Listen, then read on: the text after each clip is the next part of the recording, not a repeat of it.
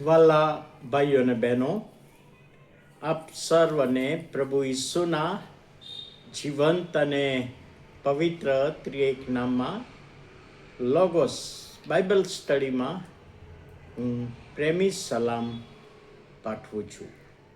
અને આજે 14મી એપ્રિલ 2026 મંગળવારનો આ નવો દિવસ આપણા જીવનોમાં પ્રભુએ બતાવ્યો.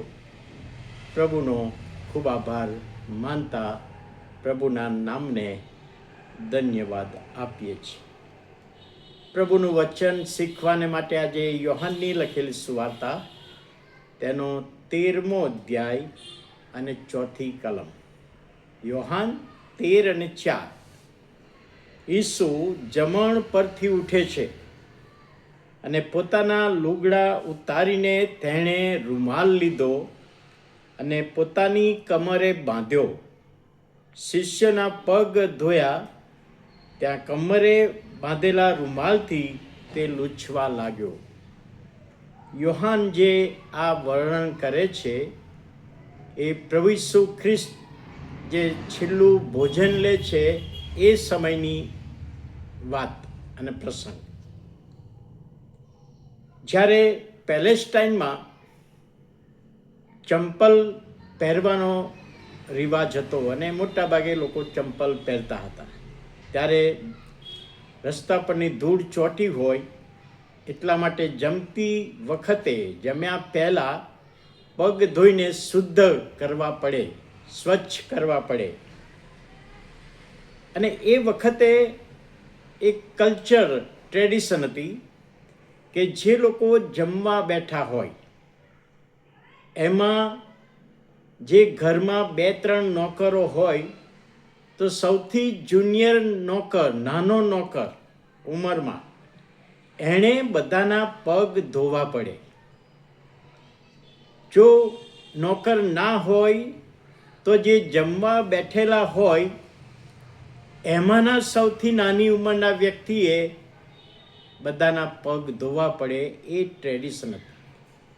એટલે ગુરુવારની સાંજે પ્રભુ ઈસુ અને 12 શિષ્યો ઉપલી મેળીમાં આ છેલ્લું ભોજન લેવા બેઠા છે. એ પહેલાં આ 13 વ્યક્તિઓમાંથી કોઈ એક નાની વ્યક્તિએ બધાના પગ ધોવા પડે. પણ શિષ્યોમાંથી કોઈ ઊભું થયું નહીં પગ ધોવા માટે.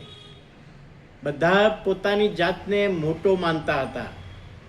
મનમાં વિચાર કરતા હશે કે પેલો પગ ધોશે, કે પેલો શિષ્ય ધોશે, કે પેલો શિષ્ય ધોશે, પણ કોઈને એ પગ ધોવા માટે ઊભા થયા નહીં.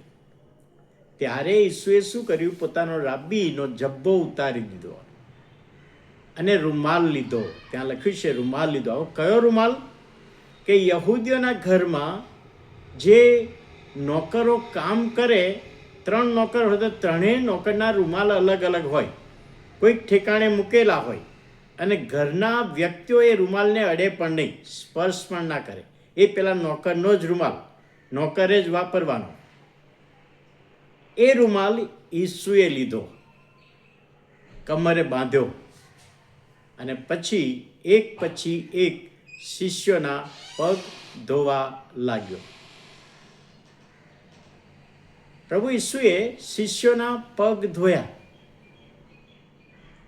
હવે જ્યારે અહીં આગળ સૌથી નાની વ્યક્તિ તરીકે પોતાની જાતને ઓળખવાની છે અને પગ ધોવાના છે, પરંતુ કોઈ શિષ્ય એ પોતાની ઓળખ આપવા માંગતા નહોતા. હું શા માટે બીજાના પગ ધોઉં? કદાચ હું એવું માનું છું કે બધા જ શિષ્યો ઈસુના પગ ધોવા માટે રાજી હશે, લખ્યું નથી, પણ બીજાના પગ તો હું ના ધોઉં.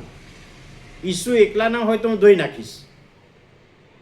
પણ અહીં આગળ પ્રભુ ઈસુ ખ્રિસ્તે રૂમાલ લીધો અને કહે છે દાસનું રૂપ ધારણ કર્યું. રાજાઓનો રાજા, પ્રભુઓનો પ્રભુ હોવા છતાં પૃથ્વી પર માણસ બનીને આવ્યો અને આ છેલ્લા ભોજન વખતે દાસનો નમૂનો આપ્યો અને ત્યાર પછી કહ્યું કે જેવું મેં કર્યું તેવું તમે એકબીજા પ્રત્યે કરો. નમ્ર બનો, એકબીજાના પગ ધુવો, એકબીજાની સેવા કરો, એકબીજાને માન આપો, એકબીજાને ઉત્તેજન આપો. અને પછી છેલ્લું ભોજન લીધું. કહેવાની બાબત કે ખ્રિસ્તી વ્યક્તિ તરીકે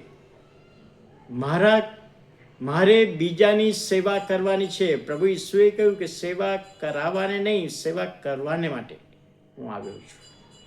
તો આ પ્રથા પરથી આપણને પ્રભુનું વચન મળે છે કે આપણે એકબીજાને સહકારમાં રહીને સેવા કરનારા બનીએ, સહકાર આપનારા બનીએ, નમૂનો આપનારા બનીએ, નમ્ર બનીએ. એ સમજવામાં પ્રભુ સહાય કરે. પ્રાર્થના કરીએ. પ્રભુ, અમે આભાર માનીએ છીએ, તમારા નામને ધન્યવાદ આપીએ છીએ. આજનું મનન તમારા આત્માના સામર્થ્યમાં અમે સમજીએ, અમારા જીવનમાં ઉતારીએ, અને એ માટે સહાય કરો. ઈસુ પ્રભુના પવિત્ર ત્રિએક નામમાં સાંભળો, માન્ય કરો. આમેન.